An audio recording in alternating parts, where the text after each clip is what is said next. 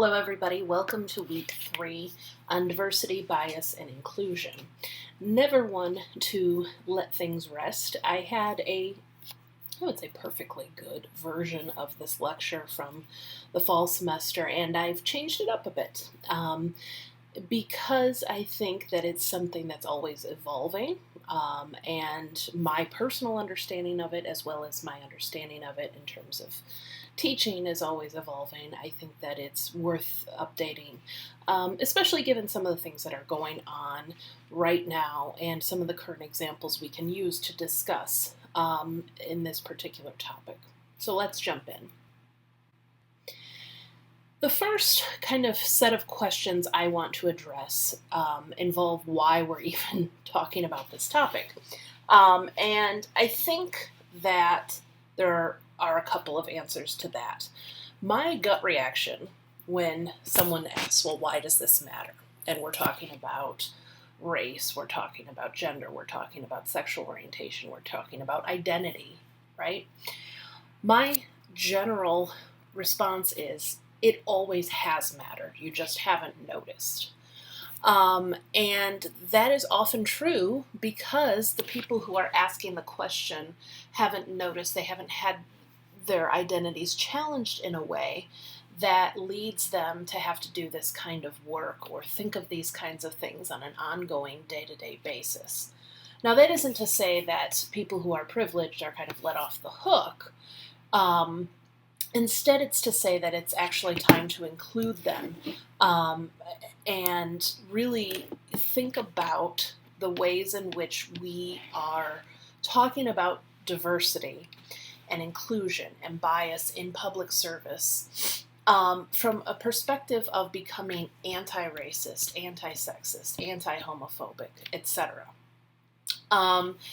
Because, and this is one of the big parts I wanted to update in this particular lecture, being not racist is not enough. That's a point of neutrality. As the quote from Professor Kennedy says here, it is a claim that signifies neutrality, being not racist.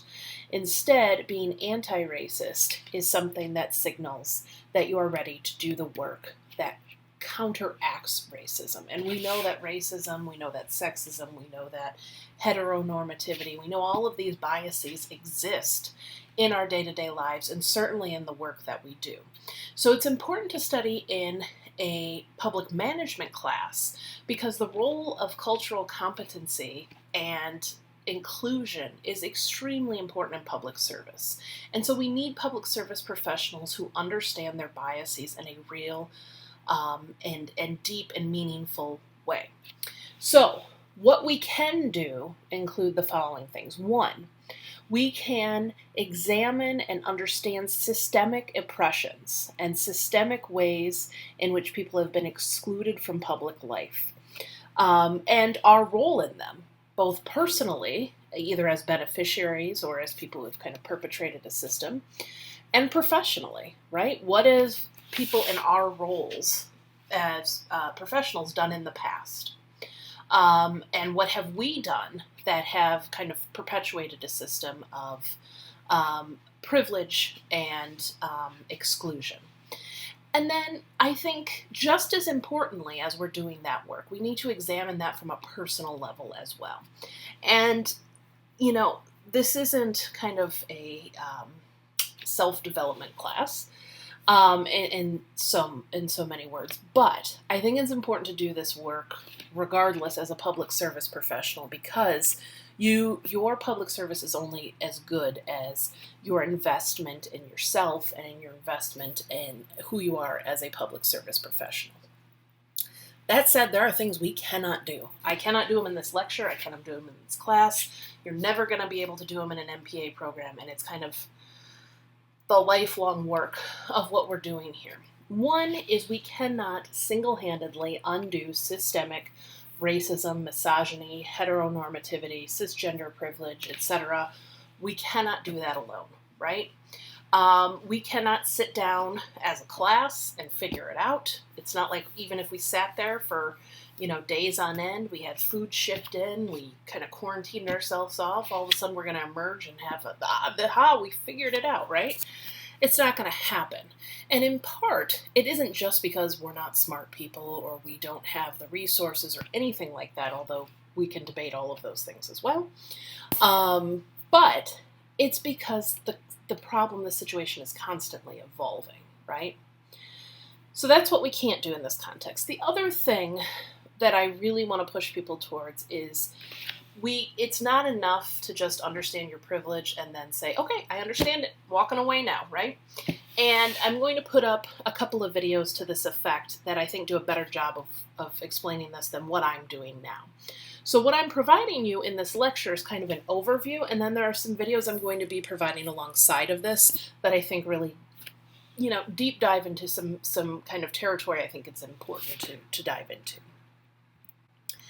One of the things that I think is absolutely critical for all public service professionals, and I'm going to go ahead and put my own asterisk here, I think all people, to do, is actually go through Peggy McIntosh's The Invisible Knapsack. This is a piece, I'm giving you the full piece as well as the checklist that you probably have seen before. If you've taken 593 with me, you've certainly seen it because I make everybody go through it there. What this does, contrary to the beliefs of a lot of people who think it just is there to make you feel bad, it's not. It's there to challenge your thinking about what privilege actually is. And in part, that's because privilege is such a nebulous term, right? And people are very resistant to thinking they have privilege. One, we kind of like to be the heroes of our own story, which almost necessitates kind of a built ourselves up by our own bootstraps type narrative. We really love those, especially in America. Or that, we were the underdog or this or that, the other. It makes us uncomfortable to investigate our privileges, but I'm here to tell you that it's actually essential for people who are in public-facing work. Because if you don't do it, it's going to be done for you. And as we can see, every time we go through kind of one of these societal reckonings, which are important, people are called out for it, rightfully so. So even if you don't care about it from a personal standpoint, you might need it to keep your job, right? You might need it to stay in the profession because it's what we are working towards kind of as a society as a whole. So I really think you need to take a deep dive into this, and this is kind of where we'll end up with, in a few slides, with the, with the bias and privilege analysis. So sit tight on this for a minute. So privilege, broadly speaking, is a source of power, and a lot of times we don't know we have it, right? It's a source of power that we haven't had to encounter certain types of stress or certain types of alienation, or certain types of kind of triggering, environments, whether societal or social or one-on-one. And it exists in many different forms. The privilege can be located in many different places. It can be race privilege, it can be ethnic privilege, it can be gender or gender expression privilege, privilege based on sexual orientation, based on ability or not being classified as a person with a disability or disabled. It can be class privilege, age privilege, education privilege, appearance privilege, and so much more, right? One of the kind of really key things that I want to point out here is that a person can have multiple privileges or have multiple kind of lacks of privilege, right? And we talk about this broadly as kind of intersections. So Professor Kimberly Crenshaw came up with the term intersectionality by talking about what it looks like as a Black woman to have to file a lawsuit challenging something based on gender discrimination and race discrimination at the same time. And what the courts would say consistently to Black women is, well, you can't prove gender discrimination because there are women being treated the same as you or differently than you, right? And you can't prove race discrimination because the Black men are being treated in this way. And so your claim just doesn't have a place in the law. And what she argued for is that we need to actually recognize these intersections of people's lived identities, right? I am not just one identity. I have multiple identities, as do all of you.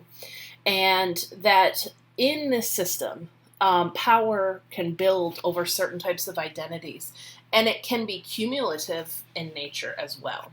So I put up this kind of discussion of privilege and power here that I think is very succinct and talks about power systems, institutional power, and what we should think about in those contexts. So once we have kind of taken stock of the privileges that we have, or the privilege that we have, I think one of the things we need to step back and do is always to say, just because you have privilege does not mean you are immune from struggle. You probably have struggled. Individual people struggle all the time, and you probably have had a lot of unfair things happen to you. The difference is those unfair things haven't been on account of your race or on account of your gender or etc., right? Having privilege does not make you an unworthy person, right? And taking stock of privilege does not make you an unworthy person. Just because you have not had to encounter certain types of hurdles does not make you less than. It doesn't mean that you haven't earned anything of your own, right? And it certainly doesn't mean that you cannot work to engage people and make the world better for others. In fact, having privilege does mean that you can use it, right? So if you understand your privilege, what comes next? One is that I would just want to caution you here, it never ends, right? You will always get more information about ways in which you are privileged over others. And what you can do in those situations is really take advantage of the privilege you are given. One, to lead with empathy, and to lead in an educated way that understands that there are systems of oppression in place. You can, where you can personally, work to eradicate barriers for others who do not have the same privilege as you do. You can use your privilege, right, to speak up in a way that maybe people who don't have that privilege don't have the luxury of doing. You can reduce your own defensiveness and maybe work on hearing people and actually seeking feedback more often. And to work to equalize power in situations where you have it. We have heard, I think, in particular in recent years, stories about male actors, for example, refusing to work on a project unless their female co-lead was paid the same amount. That is using your privilege, right? That is saying, I am doing the same amount of work, maybe sometimes even less work, right? And I should be getting paid the same amount, but they should also be getting paid the same amount. So instead of just focusing on this, I'm going to work on using my privilege to make sure that the situation is equitable overall. Now, of course, we're not, that I know of, going to Hollywood anytime soon. But we can think about situations in which this might be relevant. And one of the situations that caused me want to change this, to change this presentation up some, has been this move to working from home as a response to COVID-19. And having now personal experience with it, I want to think about the ways in which working from home indicates a certain level of privilege. And I say that as someone who has been working from home since March and will be for the foreseeable future, working from home. This room. Being stuck here. And as much as I am not in the mood to be stuck here any longer, I need to reckon with the fact that there are levels of privilege involved in working from home. So let's talk about some of these for a minute. The first of which is working from home is a fairly privileged thing just based on how much you earn. And so if you look at this chart, this was done, I forget where I pulled this from. It's from a piece by The Guardian. But the the source is actually the Bureau of Labor Statistics. Now, this is from 2017, 2018. But at, pre-COVID-19, what we're looking at is as you move down the economic ranks in terms of earnings, you are less and less likely to be able to work from home. That means in a situation like COVID-19, the people who are more likely to lose their jobs or to be forced into working in public situations, potentially with no hazard pay or personal protective equipment, are going to be economically less well off. And those of us who are more economically well off overall, right, are going to have more access to this type of work. So that's one set of privileges that we need to understand. The other is that there are racial components to this as well. If you look, this is a study, again, using 2017-2018 data, so pre-COVID, right? And I'm going to get to the post-COVID situation in a minute. Less than 1 in 5 Black workers and roughly 1 in 6 Hispanic workers. That's the amount that are able to work from home, compared to the percentage of white or Asian workers who can work from home. So there are racial components, there are class components right off the bat to whose jobs can be transferred to an at-home capacity. Now, what we have learned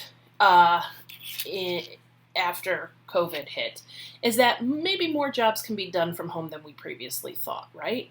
And so there are ways in which we now probably will see differentiation, especially in the class situation, maybe in the race situation, but the statistics will come out after the fact and we'll be able to parse them out. But even those working at home who are able to maintain a job at home, right, and let's say not take a cut in pay or anything like that, that right there presumes that you have the ability to work from home because you have the internet, you have computer, you have all of that. For lack of a better kind of setup, I'm doing a lot of what the university normally provides for free, right? I'm doing the internet, I'm doing the equipment. There's a lot of stuff that I'm doing for free. If I have to print something, I have to print it on my own. All of that is being done on my dime, right? And there are people who cannot afford to do that, okay? So that's one situation. The other is, and this is a big one, childcare, which falls disproportionately on women.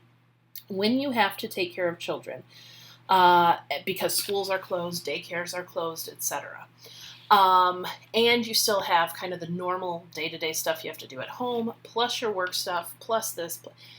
It's compounding on kind of already existing sets of privilege and biases that exist. So, we keep kind of having to remind ourselves, yes, Isaac Newton had an intensely productive time when his university shut down on account of the plague in 1665, but he also didn't have childcare issues, right? So, when we think about these things from a public management standpoint, if we are in a position where we have to decide, okay, you need to work from home, right?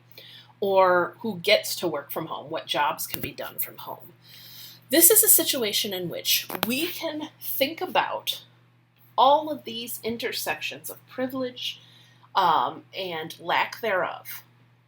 And we can come up with more inclusive solutions, right? There are employers who are kind of requiring their employees to be somewhat tethered to the computer and not allowing them to be flexible, by taking a couple of hours off during the day to take care of children, but doing work after bedtime. Maybe that's something as a manager that you can do, right, to limit the amount of in real-time meetings so that work can be done a little more flexibly around the clock. Not that that's going to solve all the problems, and it certainly isn't going to limit inequities in society, but it's something you can do as a manager, right, that can help get things done. And we're not even talking about service provision here, which are ways in which you can think about the services you provide to the public that can be done more equitably, right? So there's a lot to go through here, and there's a lot to think about. And I'm posting a lot of other videos, so I'm going to keep this relatively short. But I do want to talk about your bias and privilege analysis, which is a personal essay, so it should be written in the first person, exploring the ways in which you have been challenged by the notions of bias and privilege personally and at the workplace. So I am saying it needs to be at least 2 pages. It can be longer. I would say keep it under 5. You could probably write a whole book about all of this. Keep it to 5 or less. I want you to demonstrate that you're exploring these concepts, understanding privilege rooted in race, right? Rooted in gender and gender expression, rooted in sexual orientation, so on. All of these things, not just in your own personal life, but in the way you present yourself as a public sector employee.